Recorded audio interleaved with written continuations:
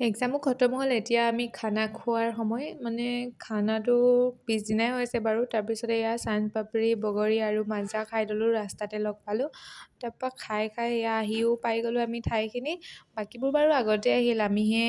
তিনিটা লেটকৈ আহিছোঁ লেজিক গাই আমি মানে কি ক'ব আৰু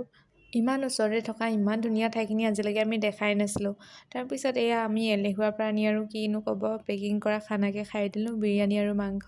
তাৰপিছত খাই মেলি আজৰি হৈ ভাবিলোঁ অকণমান ওপৰলৈ গৈ আহোঁ ওপৰত অৱশ্যে মানুহ বৰশী বাই থকা দেখিছিলোঁ সেইকাৰণে আমিও আহি চালোঁ ইমান ধুনীয়া ৰাস্তা দেখিছে নহয় একদম পৰিলে মানে 200 চডাল হাৰৰ 300মান হৈ যাব ভাঙি মেলি তাৰপিছত এয়া চাওকচোন ইমান ধুনীয়াকৈ ঠাইখিনি আছে পাৰ্ক ইয়াত চাগে কিবা ধূপ চুপ লগাই মেলি পূজা চূজা কৰে চাগে আৰু তাৰপিছত সেইফালে চাওক বৰশী বাই থকা মানুহকেইজন দেখিব ইমান ধুনীয়া লাগিছে ন ঠাইখিনি তো আজিলৈ ভিডিঅ'টো ইমানতে সামৰিছোঁ আমিও আহি আছোঁ ঘৰা ঘৰি হওঁ